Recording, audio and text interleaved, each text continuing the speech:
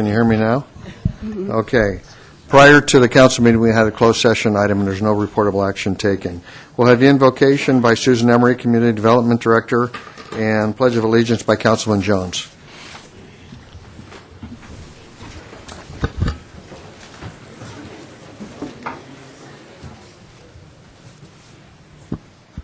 Gracious and loving God, we gather here today as a community blessed by you in many ways.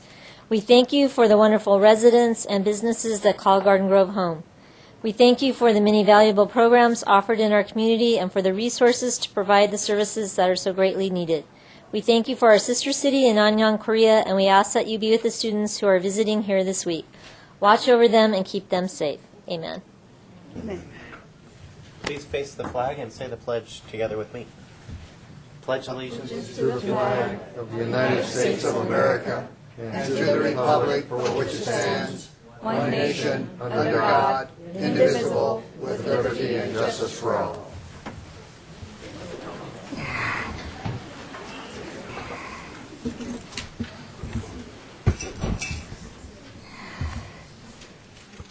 Okay, at this time, I'll have oral communications for the council and the agency. Raul Alvarez.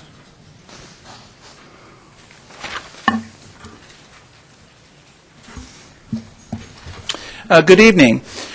I'm Raul Alvarez. I'm the director of the Cypress College Foundation. Thank you for the chance to join you this evening. I want to talk to you a little bit about Cypress College and our 2012 Americana Awards. But first, I want to thank you for Garden Grove's long-standing commitment to Cypress College and support. We are your community college with nearly 800 students, 785 to be exact, of our students that come from the city of Garden Grove. Our enrollment is 15,500. We're part of the California Community College system, which with 2.7 million students is the largest system of higher education in the world. Some people are surprised to learn that fully 30% of UC graduates and 60% of CSU graduates attended community college. Regarding our 2012 Americana Awards, I mentioned it's Saturday, February 25th, 2012, 5:30 at the Disneyland Hotel. Reception, silent auctions at 5:30. The event dinner follows at 7. And while attendance has averaged around 600 in recent years, our goal this year is 750. The attendees are predominantly business and civic leaders from North Orange County. And I know that Mayor Dalton, other members of the council, other city personnel have attended the event in the past, which we appreciate. Our 2012 Garden Grove Citizen of the Year is here tonight, and I'd like to ask Sandy Thomas, who manages the Farmers and Merchants Bank in Garden Grove and is our Citizen of the Year, to stand and be acknowledged.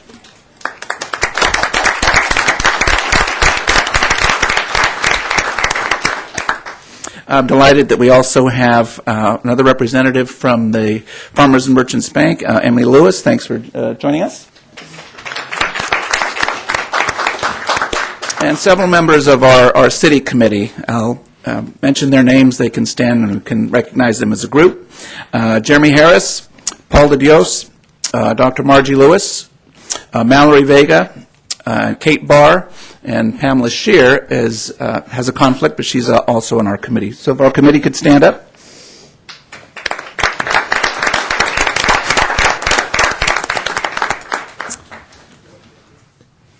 So our 2012 Americana Man of the Year, meanwhile, is Bruno Serrato of the Anaheim White House. Bruno is probably best known for the care he gives to his motel kids, 300 of whom he feeds every single night. Proceeds from the event support the work of Cypress College and the Cypress College Foundation, which includes student scholarships, student emergency assistance, book grants, book loans, faculty grants, and various other programs. Last year alone, $300,000 was provided in direct student support, and we were able to add $200,000 to our endowment, which strengthens our ability to support students long into the future. So thank you for your past support, and we ask for your consideration of continued help. The one emphasis that we have this year, of course, the purpose of the event is to raise some funds to support our students and to recognize local heroes like Sandy Thomas and like Bruno Serrato. One of our emphasis this year is to draw a little closer and work more closely with the cities. Our Americana chairman for this year is Dave Shaver, Mayor Pro Tem of the city of Stanton, and he's at a city council meeting, otherwise he would be here himself. And he's extended an invitation to all of the cities to set up a display highlighting the city key achievements, some of the favorite places in the city, some of the local heroes, and I'm going to leave a couple of boards here for you on which you can put your display, and we'll have those in the grand ballroom of the hotel for all to see. So I hope that you'll join us on February 25th. Hope you'll consider sponsoring the event in support of Sandy Thomas, in support of Bruno Serrato, in support of our other honorees, and most importantly, in support of our students.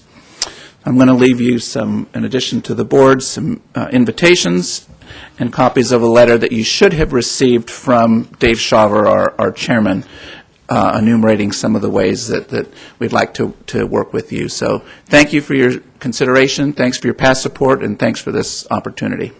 Thank you very much. German Santos.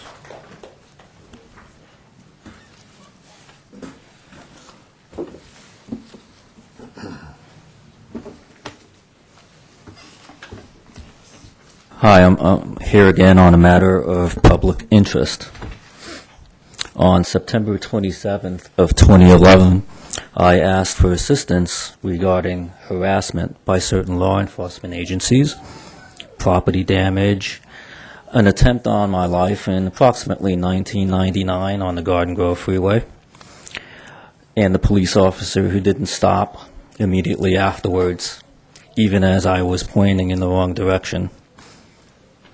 Implicit in my request for assistance was a request for any public official or law enforcement officer in Orange County with knowledge of any of the aforementioned crimes or any other crime against me to fulfill your legal obligation based on your oath of office and on your respective codes of conduct. I'm here to report that after 15 weeks, there has been no obvious assistance, and the Garden Grove Police Department specifically continues to harass me on a daily basis. Mr. Dalton, this has been going on for many years, and this is a year when certain people are going to stop receiving awards with one hand while attempting to destroy my life with the other. Thank you. Thank you. Steve Rodidis.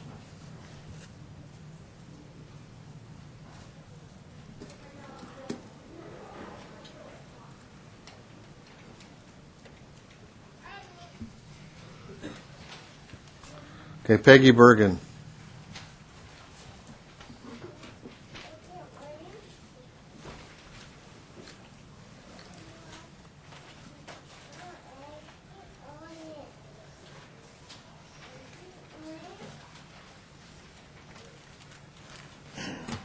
Happy New Year, all. And this is my first appearance this year for the New Year here, and hopefully it won't be my last. But I just want to comment on a couple of different things. One of them is the water bill increase rate, a study session 2 weeks or 2 meetings from now.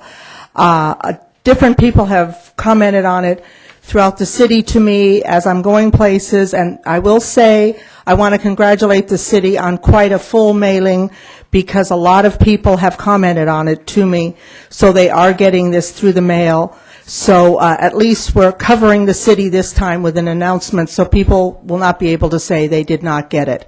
I do know they did.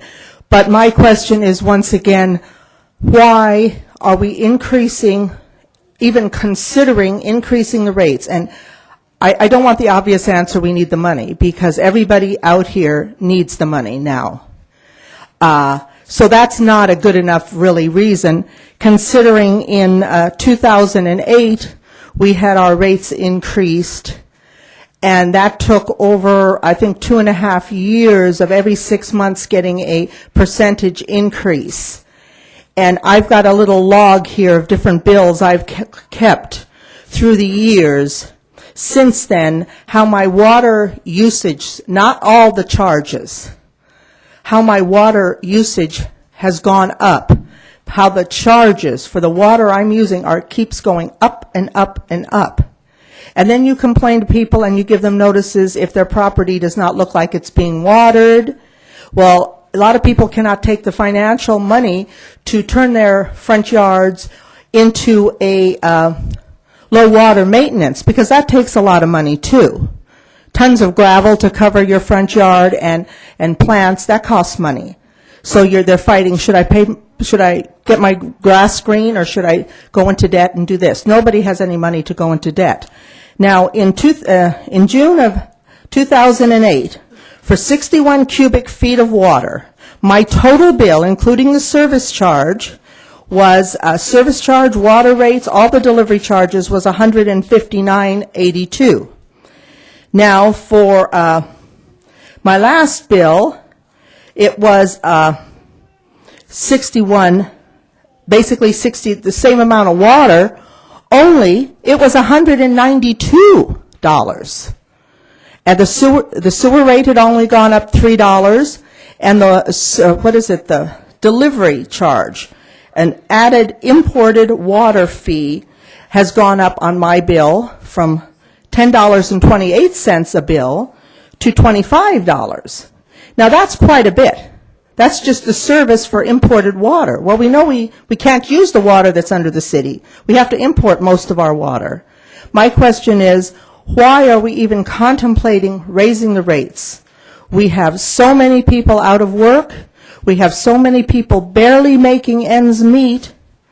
I know the city now has lost, at this point in time, it's still a big debate, but redevelopment funds are no longer. So therefore, monies that could be taken out of redevelopment and readjusted for certain things, let's say sewer improvements and that, no longer can be used. But I thought that's what, when we had our water rates increase in 2008,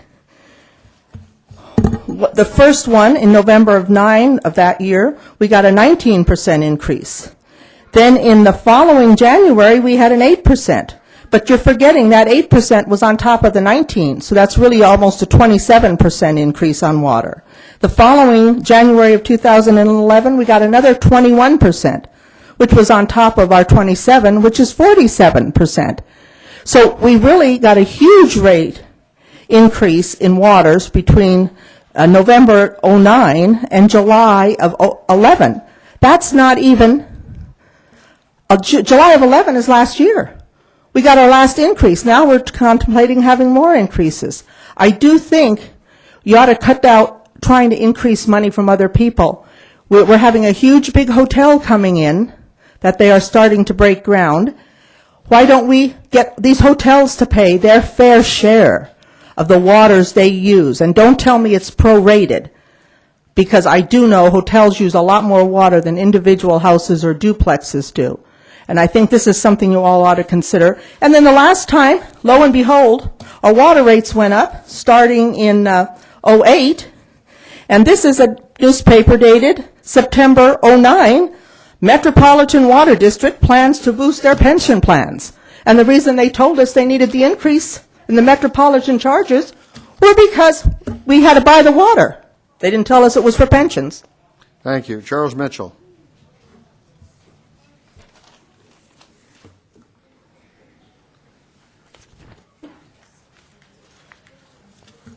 Good evening, Mr. Mayor, members of the council, and staff, and Happy New Year to everyone. I hope it will be a successful and prosperous one for all of us. However, it might be a little tough for some people if they have to pay more for their water and their sewer rates. Now, there are a couple of things that are of interest and that the Metropolitan Water District is charging us for the water they provide. The Orange County Sanitary District is charging us for our sewer services. But I'm concerned about a couple of things. Number one, our municipal water district has a $6 million reserve fund. I wonder what our cost of operation is per year and how much that reserve fund has changed since last year. And I wonder if it's still necessary to raise everyone's rates. Now, the Orange County Metropolitan Water District has a reserve of $180 million, and I wonder how much of that they need to continue to put into their reserve for various purposes, and whether that cost of operation for them is that much that they need to have that high a reserve. Now, those are just some of the items that I would like to see available in 5 weeks when we have the public hearing on raising water and sewer rates. I'd like to see what the figures are for the reserves of the sanitary district and the water district in the city, and whether or not the cost and relation to the reserve is adequate, or if perhaps we have a little too much in reserve. Now, the Orange County Register has run some articles on salaries of various districts, and particularly they ran one on the Metropolitan Water District and the salary increases to some of those executives there. But one of the things that they did not cover yet, and one thing that I'm a little curious about, as a member of the Board of Directors for the Water District, a member is paid a stipend for every meeting that they attend. Well, that's reasonable. They're taking up their time. However, as public record, it shows that some of those members of the board have attended over 100 meetings in the same span of time, and one of them has attended over 200 meetings. And I wonder how many of those meetings really are related to water district business. So maybe if all the figures and facts can be presented at the time of this hearing in 5 weeks, so the public can get a good perspective on where we're at as far as our needs and what we have to take care of those needs. Thank you. Thank you. Abel Sanchez Nunez.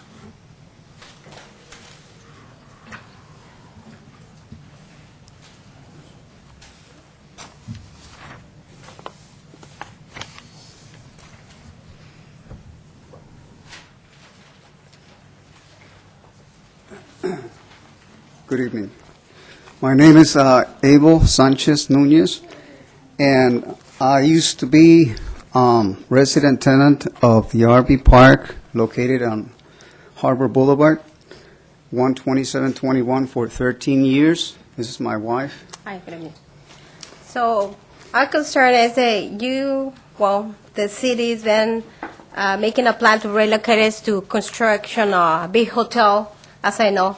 And they said one thing and they change and another thing. They start with a little offer and they start changing until we accept the offer they gave us. It was a certain amount. And when we did, they changed. When we went out from the trailers, now they make a big change and they say, okay, because I want to do this and this, and they going down definitely now with a hard situation. We don't know.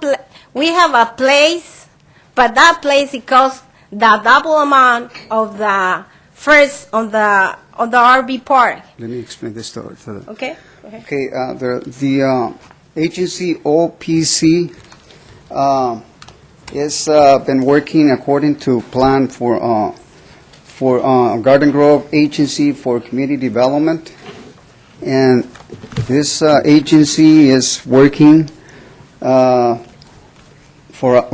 the people that live there. We, as tenants, that we don't live there anymore because we went ahead and moved out of the place according to their plan, so they can go ahead and, and do the construction.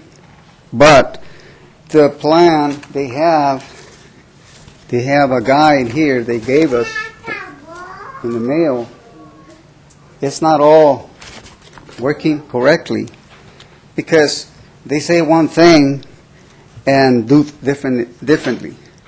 That we provide them with our income, the papers, the check stubs they were asking us, so to know about our way of how much money we receive, we make over a year's period of time, and because they want to know, they want to have that in their hands so they can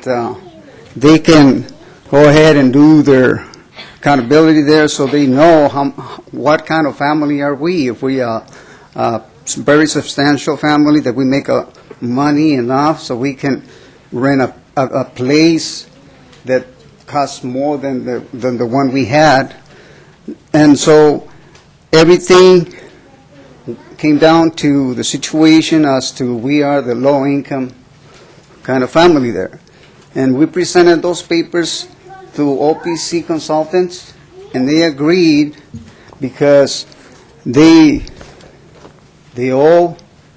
consultant gave us a paper stating a certain amount of money here that, yes, we accordingly, he said we agree with, and she came over to a place and the consultant, and we signed, and they got us out of the place, and we went to rent an apartment that is costing us twice as much as what we're paying at the trailer park, and now we're in a situation that getting us nowhere because don't have enough money to cover for the rent.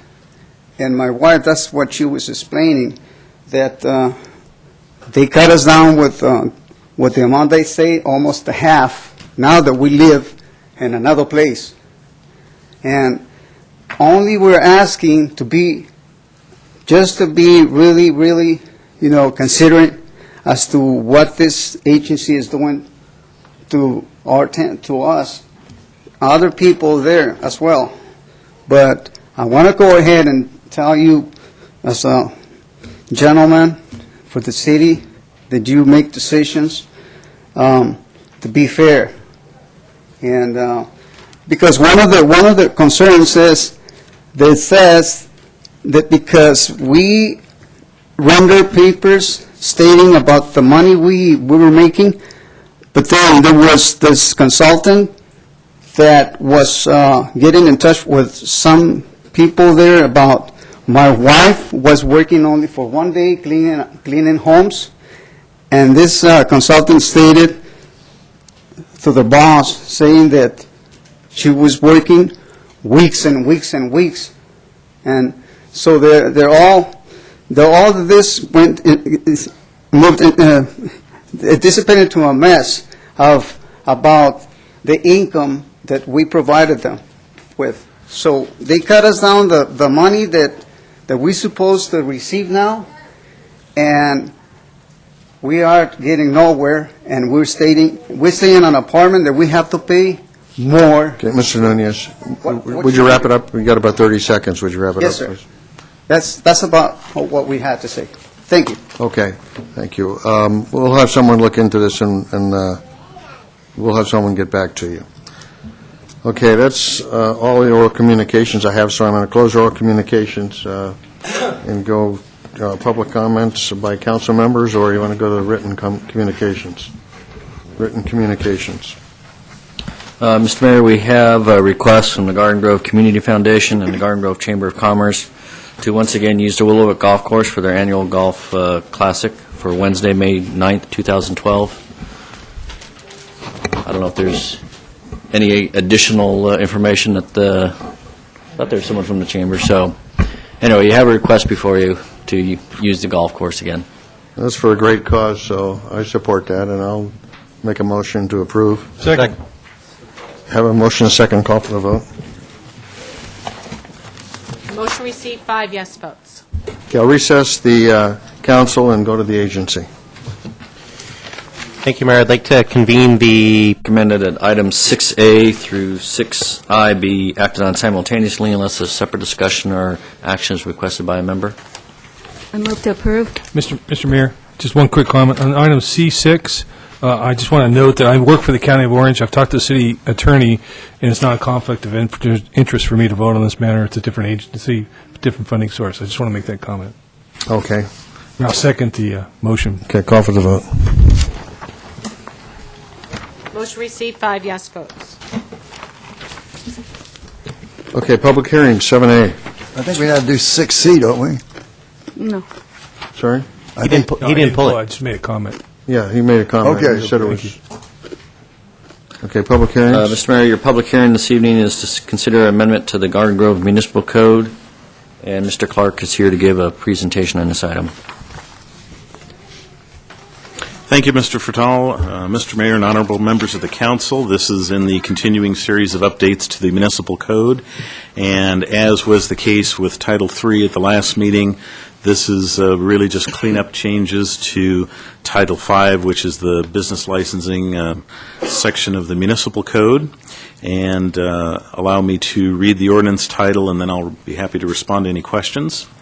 This would be an ordinance of the City Council of the City of Garden Grove amending Title V of the Garden Grove Municipal Code to remove obsolete references, to conform references to current city organization and practices, to make consistent with recent changes in state and federal laws, and to make other non-substantive changes.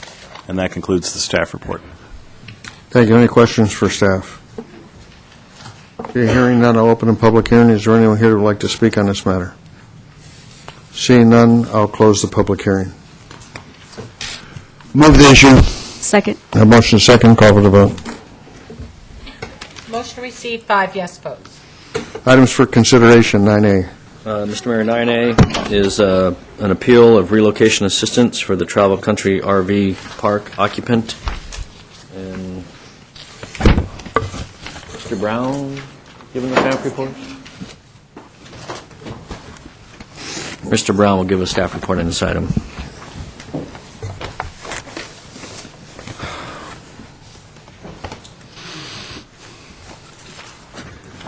Thank you, Mr. Fertel. Actually, Allison Burns from Agency Legal Counsel, Stradling, Yoka, Carlson, and Ralph is here to actually go over the facts in this matter.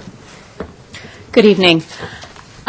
This matter pertains to the Travel Country RV Park, in which the agency issued its notices of eligibility to park occupants back in June of 2011 with regard to the McWhinney development planned for that site.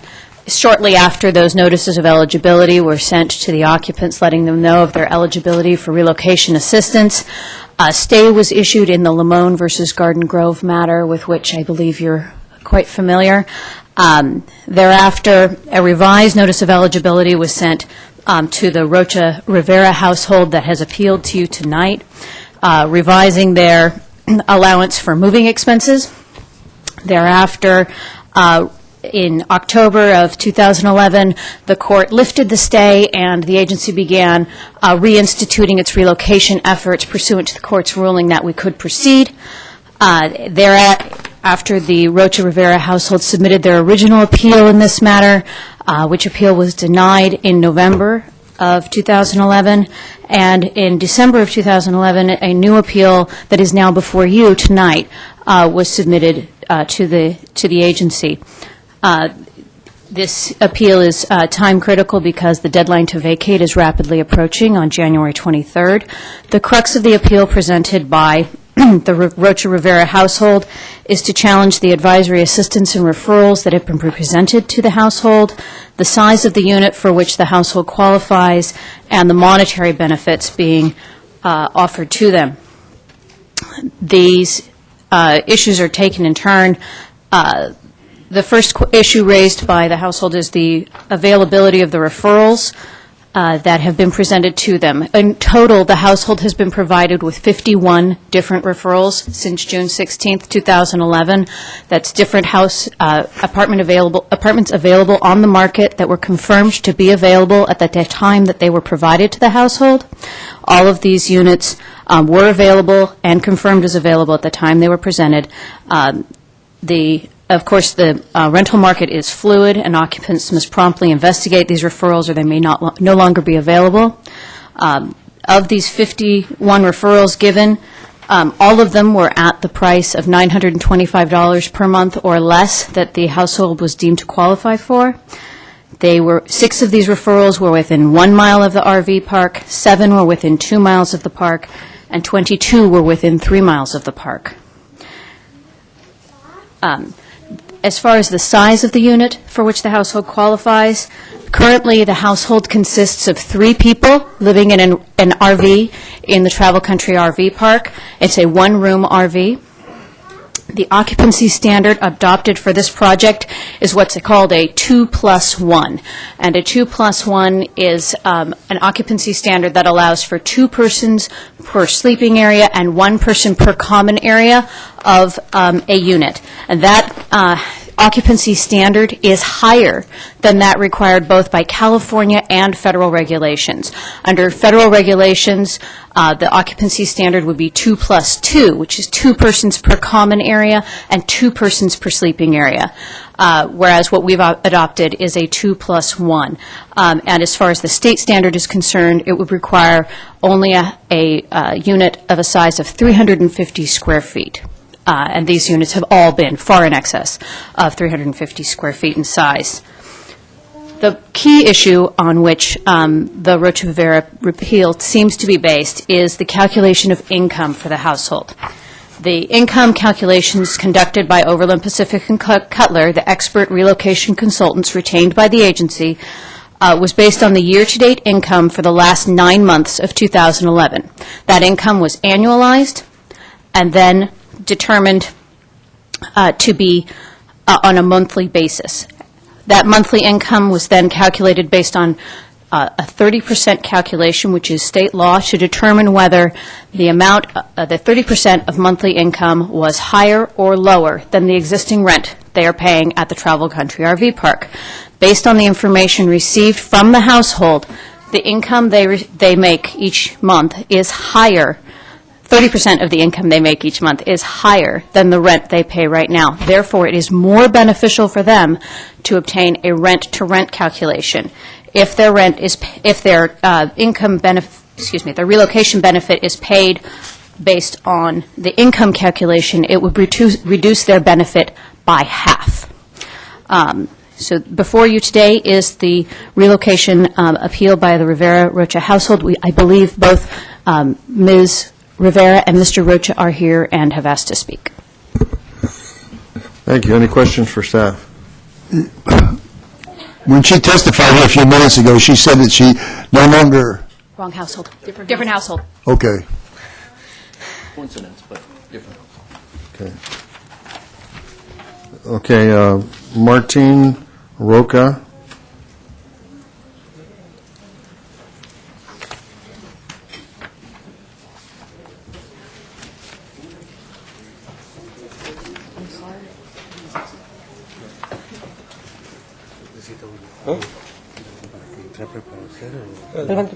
Gracias. Hello, buenas noches. Gracias por darme la oportunidad de escucharme. Good evening, and thank you for affording us the opportunity to speak. Mi nombre es Lorena Rivera. Vivo en el 12721 Harvard Boulevard. My name is Lorena Rivera, and I live at 12721 Harvard Boulevard. Desde hace 16 años. For 16 years. Estoy aquí ante ustedes, que son los representantes que yo elegí, y como residente de Garden Grove. I am here before you as a citizen of Garden Grove and as someone who voted your representatives into office for Garden Grove. Y como residente de Garden Grove fui afectada por el proyecto del hotel y parque acuático. And I have been affected by the project for the new hotel construction and the aquatic park. Quiero aclarar que la compañía de Overland Pacific que ustedes contrataron para que nos ayudaran con el proceso de reubicación I want to verify to you that the contractor that you got to help with the relocation assistance, ¿cómo se llama? OPC, Overland Pacific, para que nos ayudara con el proceso de reubicación no está cumpliendo con los procesos requeridos por la ley. the company that you contracted to help with the relocation assistance is not complying with what is required by law. La señora Laura, trabajadora de OPC, declaró que los ingresos de mi familia, que no somos de bajos ingresos y por esa razón no está negando lo que nos pertenece por ley. There is a person that works at Overland Pacific by the name of Laura, who works there, who made a determination that the income that our family, our income is not low enough to qualify as low income, and and for that reason they are denying us what is due to us by law. Los ingresos de mi familia han sido calculados incorrectamente y hemos presentado pruebas de incontax y talones de cheque. The income that they're using to calculate what is due to us is incorrect, and we have presented this company with our income tax filing and also the year-end check stub that shows what our yearly earned amount was. ¿Cómo dónde vemos?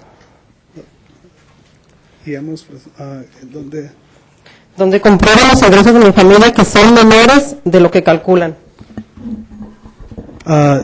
We have submitted paperwork to this company that proves that we are a low-income family and that proves that we are due a different amount than we're being offered. Y por eso yo tengo pruebas de que en los papeles que traje hoy. And so I have brought with me copies of the paperwork that I speak of that I will now present to you.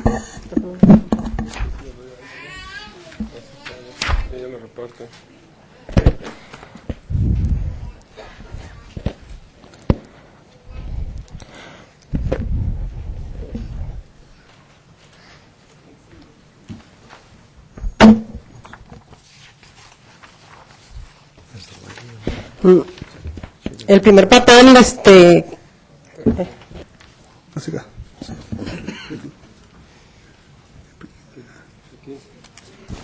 el primer papel es lo que Overland Pacific nos dio, como se calcula el ingreso de las familias de Orange County. The first paper that we presented to you is what we received from OPC, the table that shows what income, how much you make and what you fall under, what designation you fall under for whatever income you make in a year. El segundo papel es la cantidad que la señora Laura calculó que son los ingresos de mi familia, y el tercer papel The second paper is the paperwork that OPC used, and there you will find that the income they used to calculate what we are due by law. y el tercer papel es el último cheque que mi esposo, ahí pueden ver la cantidad que mi esposo ganó al año. And the third paper is the proof that we spoke about, the year-end check stub and also the income tax filing that shows that the income OPC is using is incorrect. Además, yo quiero decir que yo fui a buscar apartamentos donde nos piden 3 veces lo que mi esposo gana y no hemos sido aprobados porque nuestro ingreso no es 3 veces lo que nos están ofreciendo un apartamento de una recámara, que son 1,200. And we have gone to look for apartments where they are asking for 3 times what my husband is earning monthly, which is over $1,000, and we are unable to afford that. Y dile que los de 975 tienen que ser de bajos ingresos y esperar 3 meses, y llevar en contarse y pruebas de que soy bajos ingresos para aprobar para 975 un apartamento de una recámara. And the apartments that are under $975 require a 3-month waiting period, and also income tax filing and other paperwork that show that we are of low income. No entiendo si soy bajos ingresos porque ellos me dan no me dan lo que es la cantidad para altos ingresos. Si soy altos ingresos me tienen que dar supuestamente un apartamento de 1,200 y los managers dicen que no ganamos lo suficiente para pagar un apartamento de 1,200 que es altos ingresos. ¿Sí me entiendes cómo?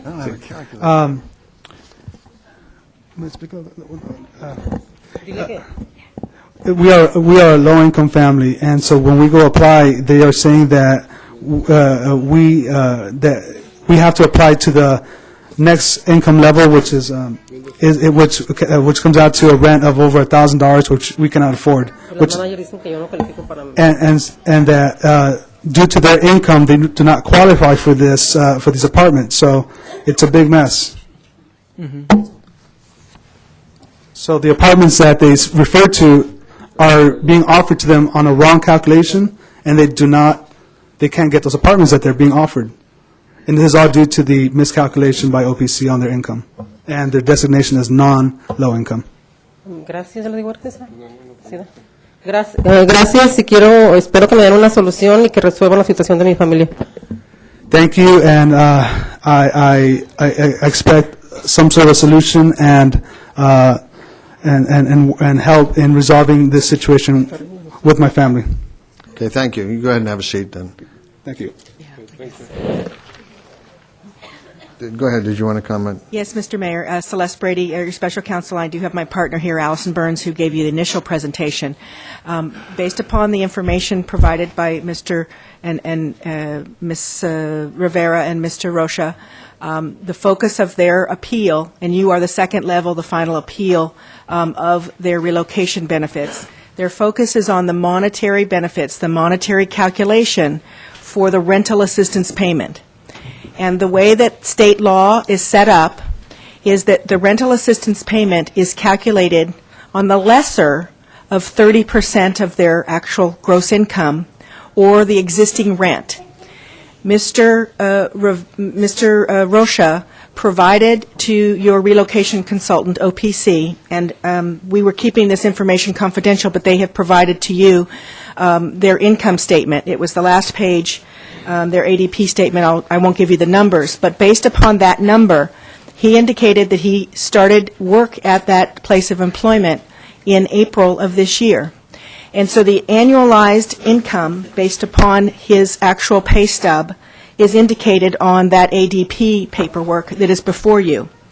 When you take that annualized number, which was his income from April through the end of the year, and you determine what the 12 months, how much he makes in a 12-month period, then it's placed into software that it does the calculation to determine whether or not 30% of his income is the lower number, or is his current rent the lower number.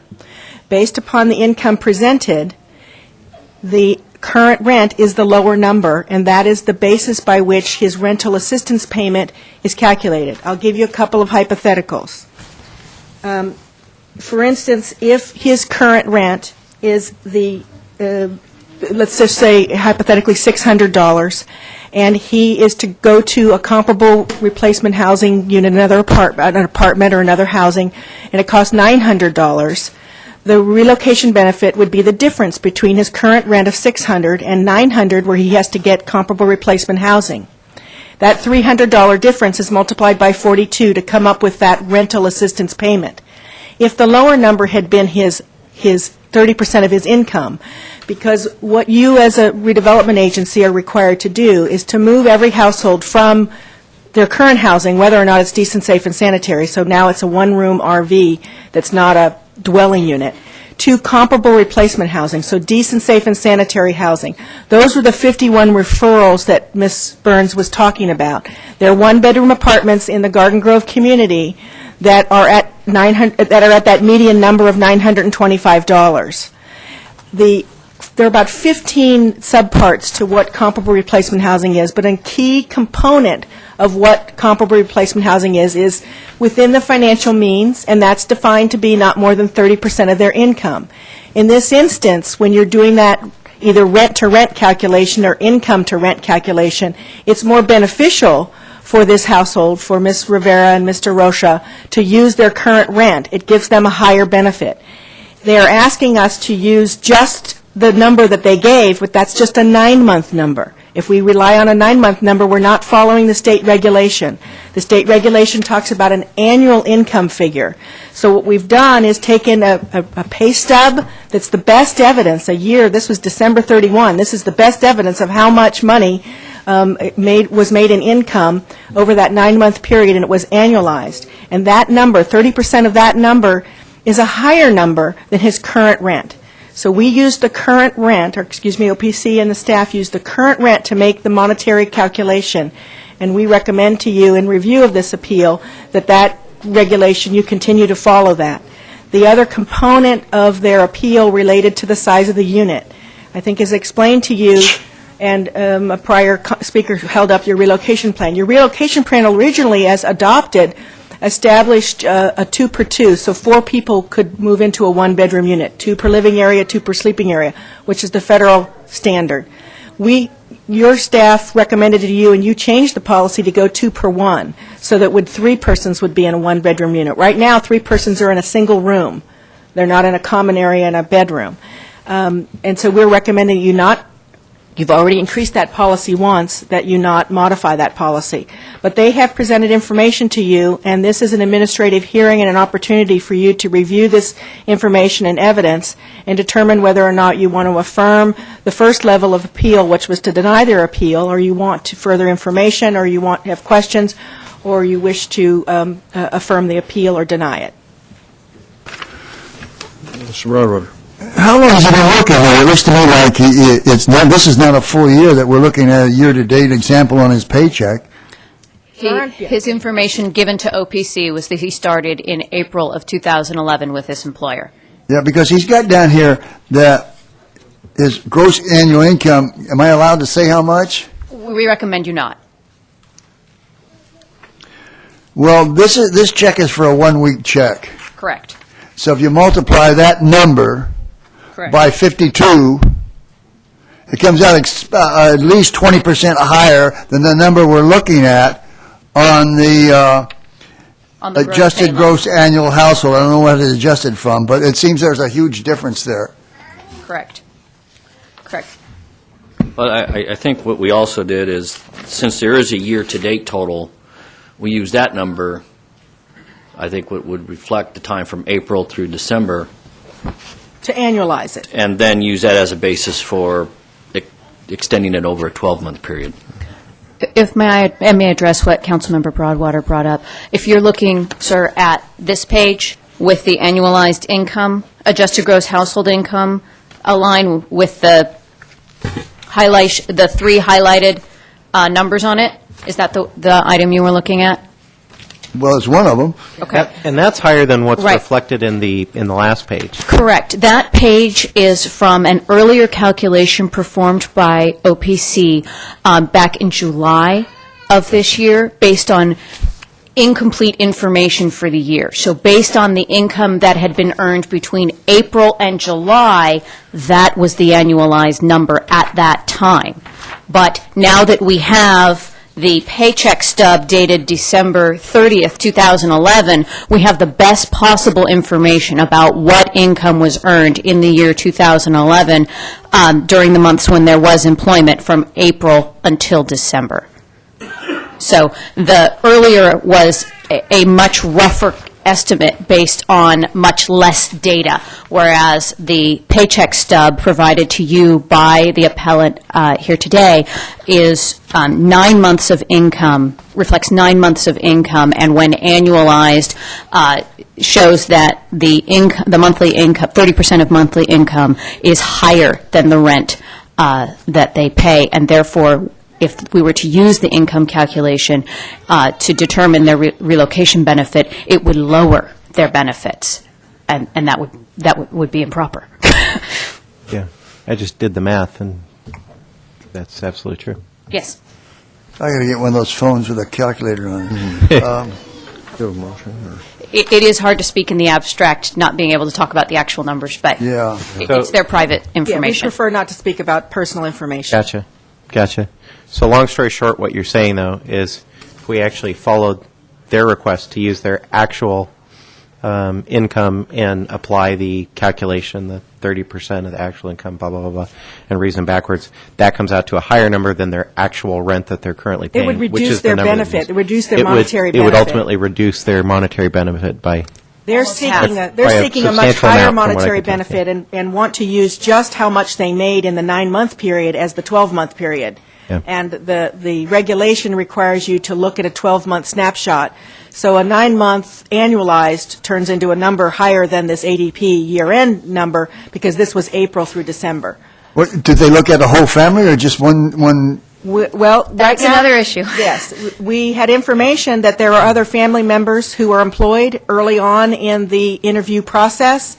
We were informed that either the spouse and/or their adult daughter also worked. Now they say that they do not work, so we did not include that income. If we'd included that income, the benefit would be reduced. We are only looking at Mr. Rocha's income, and we've excluded the wife and the daughter because they say they do not work. Although in earlier interviews, they did say they did work. Okay. I just have one question. It looks like there's 6 days in the calculation instead of 5 days. Is that how you calculated it? A 5-day or a 6-day? Because if I look at the calendar, there's one Friday and a whole week. So that's 6 days of work. We did it relied on a monthly we basis. relied on when he told your consultant when he started his job, which was in early April, and then we looked at this year-to-date ADP. So we would presume then cumulatively whether he worked 5 days or 7 days, because as you can see, there's some overtime hours on there. Cumulatively, from the beginning of April through the end of the year, this is how much he made. And to annualize that 9-month period would create a higher number, and 30% of that number is higher than the current rent they pay. right? And if there was more income within the family, it would only It would only cause that exacerbate the benefit problem. exacerbate the Correct. problem And working so- against them. So going from a rent-to-rent calculation, and, you know, I guess I'll make the hypothetical even more simple. If they were paying $500 space rent at the RV park and they needed $1,000 to get comparable replacement housing, the benefit to be calculated, because that's the correct, the rent-to-rent calculation would be 500 times 42. But in this instance, their current rent is $650. $650, and the comparable replacement housing rent is $925. So we've done that calculation, $925 minus $650, that delta is multiplied by 42 in order to get their rental assistance payment.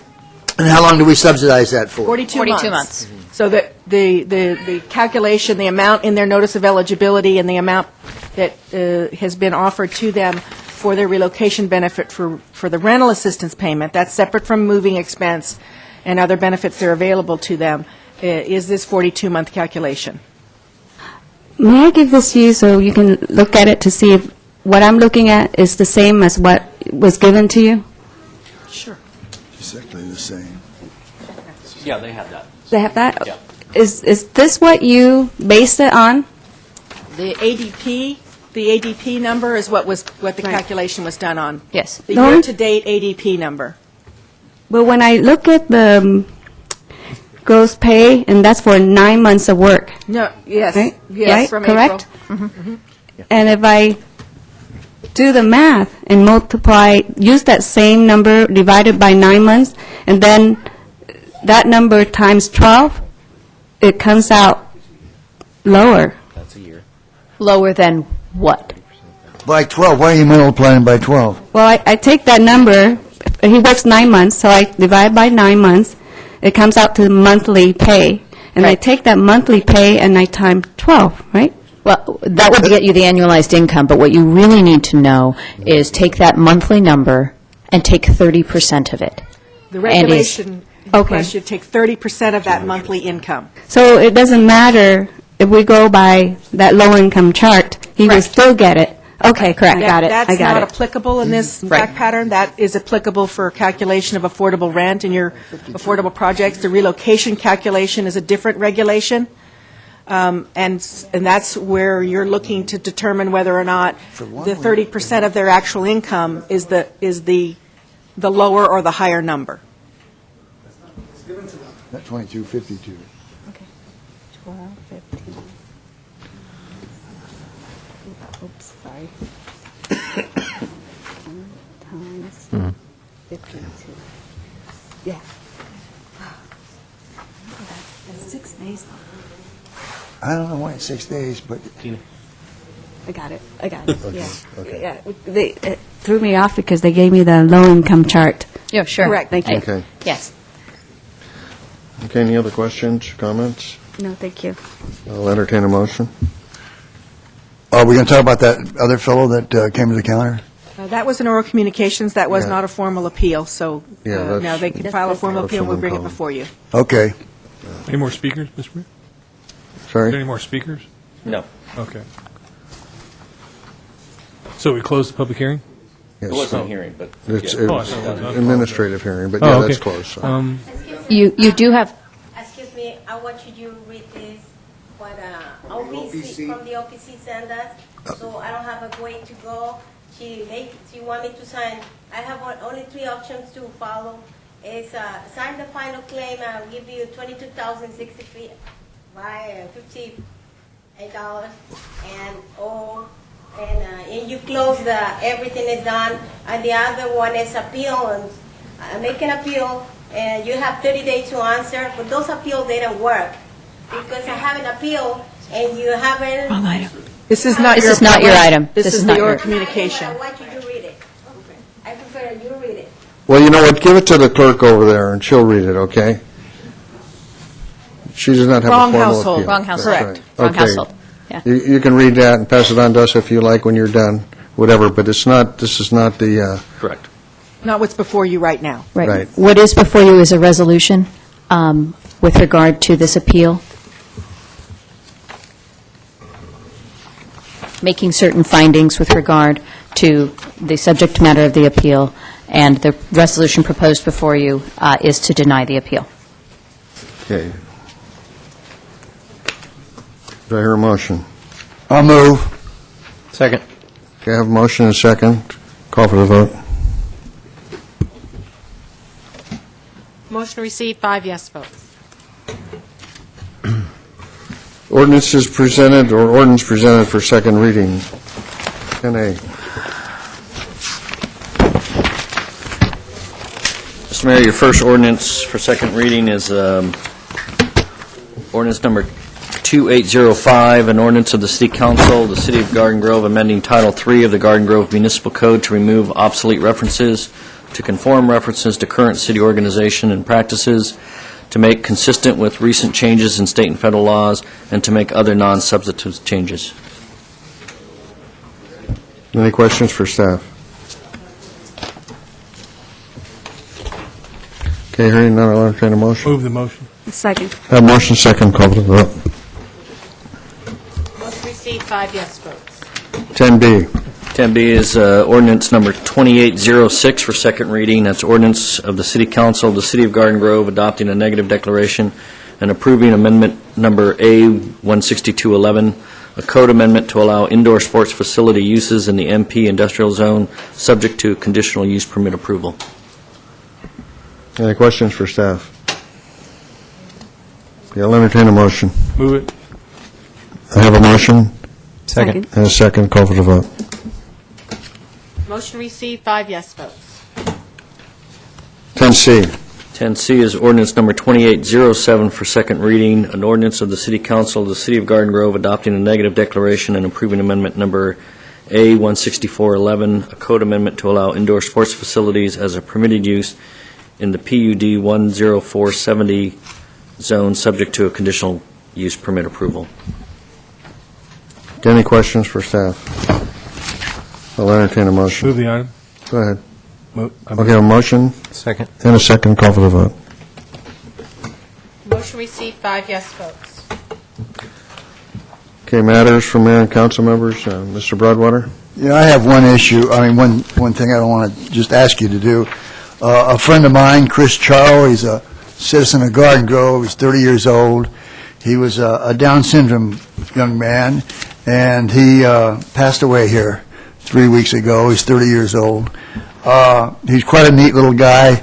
He worked at Taco Bell. Got to get it right.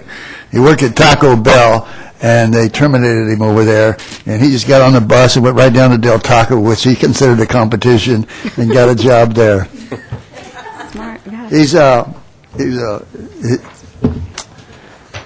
I'm sorry to see him go. He was a fine young man. He lived 30 years, and he has a brother that's also Down syndrome. And the two boys were just really good friends, and I don't know what the other boy will do now, but I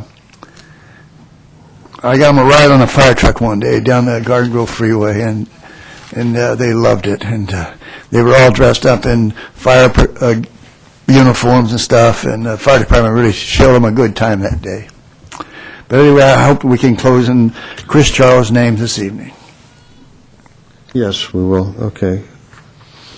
Dana, go ahead. Thank you, Mayor. Happy New Year's to all the residents, and thanks to the police department for working over the holidays and keeping us safe. I know a lot of the staff got off about a week, but I know our police department did. They were working overtime. This week, about 6 victims came to me, and 2 of them came from the city of Garden Grove, and they were scam in loan modification situation where they were lured in to do loan modification with a small fees of $995. And then they were saying that maybe a better program would be a mortgage reduction by 50%. And each of these victims gave those companies from $15,000 to $20,000. These companies hired middlemen, possibly mortgage companies or real estate companies, so that these middle people will try to get clients in and pass through the money through the middle people, and the main company is located in nearby cities. So be careful when someone tells you that they can save your home or get your mortgage reduced by 50%.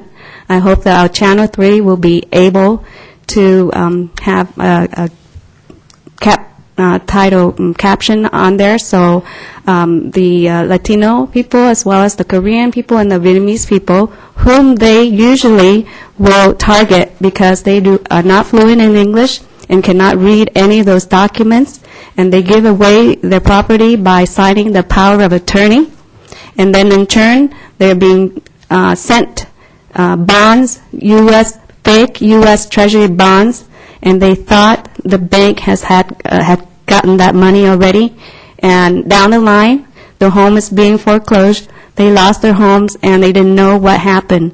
So if this is the situation that you have encountered, contact your local law enforcement, and a lot of them are not equipped to do this high, sophisticated kind of scam. So local law enforcement you may ask them to refer the case to the FBI agency so that they can look into the matter. There's a lot of victims, and this one company that I came across had scammed approximately $100 million from local people. Again, please, Channel 3, put this in caption so that everybody will know about this scam. On a lighter note, please buy in Garden Grove, and especially U.S.-made items. Thank you. Thank you. Mr. Jones. I'd just like to wish everybody a Happy New Year. And that's it. Thank you. Same Chris? here. I want to wish everyone a Happy New Year. And with the New Year, there's a couple things I had. I go out at night and early in the morning to walk my dog. And when I go out, I see the street lights. Obviously, it's typically dark when I go out each time. And with that, I've seen more lights as I go out off, street lights. And with that, I know Edison controls it, but the city basically pays for it. So I just want to make citizens aware that we are paying for it, but there's no Edison enforcement or observation of what lights are out. So it's vigilant, or it's upon us to let them know, not us, the city, us, the citizens, that when lights are out. I believe in the past, a city council member, a long time ago, counted up the number of lights. Well, we pay for it one way or the other, whether they're on or off. So we're not getting our money's worth if they're off. So I want to make people aware that if you have a light out in your street, in your neighborhood, and to contact Edison, not the city, but Edison. They have a contact number, and we can provide that too, if need be. So make you aware of that. Also, another item I wanted to bring up was, the police activated action on Circle K and Knott and Lamson. I think the citizen who came forward did an excellent job of helping a fellow citizen. But kudos also go to the police department. They caught, I heard tonight, the final suspect in that case. The first one turned himself in because of the media attention, which is a good thing. So I want to commend that citizen, but also commend our police force for finding the second culprit, our suspect, I should say. So, one final thing. Tonight, just before the meeting, we had a lovely dinner with the Anyang Student Exchange. We have some students visiting from Anyang, which is our sister city. I'm hosting, and I encourage people, if you have an opportunity to host a student in next year, but we have 10 students from our sister city, and they have a full week of schedules, and I want to commend the association for being a part of that, the city for being a part of that, and encourage people to become members of the association, because it's a great organization. It's a mutual. Some of our students go over there, and vice versa. They come over here, and it's a great opportunity for both cities, for young people, and I encourage people, if they're able to be a part of that, to do so.